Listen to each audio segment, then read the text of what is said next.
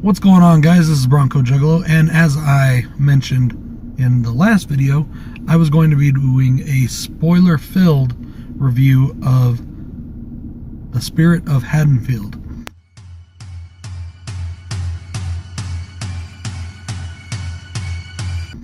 Created, written, directed by Rene Rivas, starring Vincent DiSanti as the Shape. You may remember him from Never Hike Alone.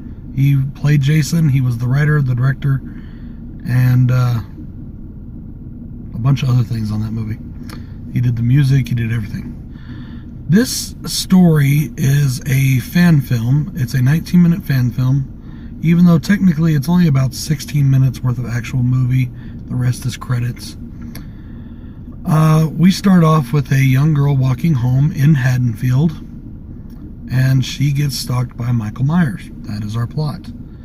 Sorry guys if you can hear some background noise. I tried to do this without the air conditioner on, but it's hot today, so even though it's cloudy, it's hot today, and yeah, I couldn't do it. Sorry. So, as I said, it stars Vincent DiSanti as the Shape. It stars Hannah Owens as our main character. I call her unnamed teenager number 1 because they never say her name in the movie. And then we also have Colin Morris as unnamed teenager number 2, who is the only other pivotal character in the film. The film starts out with Hannah Morris's character walking down the street in Haddonfield, talking on the phone to her mother. She's upset that her father's not around. She's upset that he's always working. She's been trying to get a hold of him. Her mother is worried about her being alone right now on Halloween. And when she hangs up the phone, and here starts coming the spoilers, guys. When she hangs up the phone, we see on the phone the picture of her mother, and it is Laurie Strode, or it's a picture of Jamie Lee Curtis. Short hair, a little bit older, kind of like she looked in the promo pictures for the new Halloween, or, you know, maybe like right after H2O. But from that, we gather that this is Laurie Strode's daughter. We don't get a name for her. Could she be Jamie Lloyd? I don't know. It doesn't say her name. She then makes a phone call to her father. Her father does not answer. She gets bugged at that, and she's walking on. Puts her earphones in, takes off. All of a sudden, introduce the Shape. He walks up behind her. And as he's following her down the street, one thing that kind of bothers me in this, okay, he walks right through the leaves. Like, there is the sidewalk, and then there's a pile of leaves lining the entire sidewalk to the side. And he walks right through all of them, which I really don't think is Michael's style. Michael's very stealthy. He's very quiet. The leaves are rustling and crunching, and he's walking right through them. That's not a slam on Vincent DiSanti. Vincent DiSanti, man, he is an awesome actor. He plays a great Shape. He plays him awesome. I think he does a terrific job playing Michael. She turns around, he scares the crap out of her that he's behind her, and then she starts yelling at him, saying, "I'm sick and tired of this. Every year, 4 or 5 of you guys, always just trying to get a rise out of me." So, therefore, we can gather she is assuming that this is just a person pulling a Halloween prank on her because she is Laurie Strode's daughter and Michael's niece. So this is definitely in a world where at least Halloween 1 and 2 have survived. And I'm pretty sure it's just Halloween 1 and 2. I don't think it follows any of the rest of them because it wouldn't sync up right with the stories. She's yelling at him. She reaches out to grab him, and he grabs her arm. And then he brings the knife down and stabs her. He literally cuts her. And that's a big pro for me here because this Michael don't give a fuck. Right in the middle of broad daylight. Okay, it is broad daylight, and he is going after her already. Okay? Once again, though, it's not really Michael's style, if you ask me. Michael stalked during the daylight. He watched, he learned, but he waited for dark to do the killing. At least in the town of Haddonfield. Not counting like the gas stations and stuff because, you know, those were isolated incidents. So as I said, he stabs her. It's just a flesh wound. She takes off running to go door to door trying to find somebody home. She can't get it. Finally, she gets to her house, and she gets herself in just in the nick of time. Michael reaches in. And again, the chase continues inside. Second small gripe for this film. Very nitpicky though. This all took place in broad daylight. But as soon as she gets in the house, it's dark outside. And I was like, okay, whatever. But, you know, it's just a small little nitpick, but it is still whatever. As you can imagine, the chase ensues inside. He's coming after her. She's trying to hide, lock the doors, all that kind of stuff. And here's where a major spoiler is, guys. Major spoiler right here. She winds up in the closet. And as I mentioned in my reaction video, they recreate a scene, a classic, famous scene from the original, which is Lori in the closet hiding from Michael and him breaking through the door. They recreate that scene pretty much shot for shot. The difference is that she has a knife, Lori had a hanger, because she picks up Michael's knife that he drops when he's trying to get in the door. And Michael busts through, and Vincent DeSanti looked great as Michael, very menacing. Very, very awesome looking. But I really felt like they could have just left this entire sequence out. They should have left this sequence out. I get they were trying to throw a tribute to Halloween 1. I get that. But you can throw tributes at a movie, and you can throw Easter eggs to a movie without just copying a movie. And that's what bothers me. As I mentioned in my reaction video, I feel like they just kind of copied it.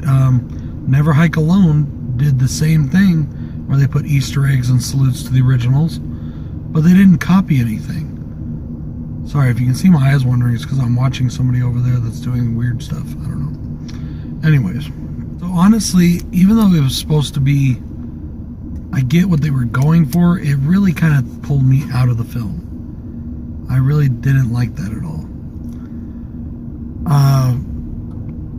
After she escapes the closet, because she stabs up at Michael, she escapes the closet, he's on the ground, she is coming out of the room, he comes out as well, and she's looking around the corners for him, and she's going, you know, she's got the knife raised like this, and she's trying to, you know, be wary and trying to get out and trying to find where Michael is without him killing her. And somebody's around the thing, and she reacts, and she brings the knife straight down, right into the neck of unnamed teenager number 2. And then this is where people are giving her a lot of shit for her acting, I believe. And that's because she just gives out a couple little whimpers when she does that to her friend, and then steps over her body like it's nothing. No real crying. It looked like she wasn't very skilled at cry acting. But like I said, this was this little girl's first role, and I think she does a good job for it being her first role. Up till that point, I thought it was good. Some people have criticized the dialogue. I'm guessing the dialogue when she was on the phone, because there wasn't any other dialogue, so some people have criticized her dialogue. I don't think her dialogue was bad. The only thing about her dialogue that I thought was a little weird was she cursed a lot. And I'm not saying that's a bad thing, but she was on the phone with her mother. If I cursed like that to my mother at that age, I would have gotten a backhand. That's just me. Maybe that's just my own personal thing. Anyways, she kills her best friend. Michael's nowhere to be found. The police are now at the house because while she was running from Michael, she did get her cell phone out and she called the police. She called 911. The police are now coming into the house. She's still standing there with the knife like this. And no, it's not a Jamie Lloyd type moment. The police are coming in and it fades to black. And you can still hear the police, drop the knife, drop it now, ma'am, drop it. And then you hear, pow. Unless, like I said, it fades to black, so we don't know. If she's just standing there, the cops shouldn't have shot her. If she made a move on the cops or something, maybe they did, or maybe they thought she did. But then again, that shot could have just been a misdirection.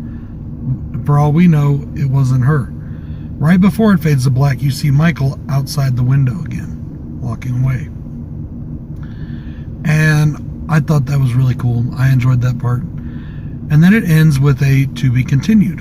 And I really hope they do continue it. because I really liked the story here. I was engaged with it. It was good. Like I said, those little things pulled me out of the film. You know, that little homage, tribute, whatever you want to call it, to the original. I didn't like it. I thought they could have just done something without copying. That's just my personal opinion. Otherwise, this is a great film to watch. It's only 19 minutes long, as I said, 16 minutes plus some credits. And you get some cool behind the scenes stuff during the credits. That's pretty cool. The big takeaway from this is, once again, Victor DeSanti delivers. He delivered as Jason, and he delivers as Michael Myers. This guy's good, man. He is talented. I definitely would like to see him in more things, both as a writer, director, and as an actor. Personally, I think this movie would have been a little bit better if he would have been directing and writing it. But that being said, Rene Rivas did not do a bad job. The cinematography in this film is gorgeous. Every shot is beautiful. Just absolutely beautiful. Inside shots are beautiful. The outside daylight shots are beautiful. The imagery is great. It looks so amazing. Michael looks menacing. Michael looks evil. I thought the mask's nose looked a little weird. It could be a direct replica of one of the masks, but for some reason the nose looked a little pointy to me. Maybe that's just me. But other than that, he looked great. It looked absolutely awesome. And I would really like to see this get a continuation, because I would like to see what happened. I want to know if she did get shot. I want to know if that was just a gunshot sound thrown in just to lead us in misdirection. I want to know what's going to happen with this story, with this movie. You guys out there that are ripping into Hannah, cut her some slack. Okay, it's her first time. Cut her a little slack, okay? I wish they would have given them names. That's the only other thing about it, is we don't get their names. And the girl that shows up at the end, we have no idea who she is. And it shows her phone real quick as she's laying there on the ground. And it says, "I'm coming," but I can't see what the rest of it says. It's very quick. So I don't know if it had a name. I don't know what the conversation was or who she even is. I'm guessing she's just a friend that came over. Interject. What's going on, guys? I completely forgot to put in some info about the music. I love the music in this movie. The Halloween theme that is used is done by Trent Reznor, and I think it's absolutely brilliant. I'm glad they got the permission to use that, because I thought it was really cool. A really good version of the song, and it just lends a great creepy atmosphere to this whole film. It really adds to the film a lot, and it definitely adds to the watchability of the film. Just like the original John Carpenter score did with the original Halloween. So definitely, guys, this film is definitely worth it. I'm sorry I forgot this part. This is BroncoJuggalo again saying peace. All in all, though, guys, this was a fun one. Very cool. Definitely worth the 19 minutes. Go check it out. It's on YouTube for free. These guys definitely put a lot of hard work into it, though. You can see the love, and you can see the appreciation for the original Halloween. You can see how much they love these characters, how much they love the franchise, and it's definitely worth 19 minutes, okay? Even if you don't like it, it's not going to hurt you to watch it for 19 minutes. Anyways, this is BroncoJuggalo saying peace.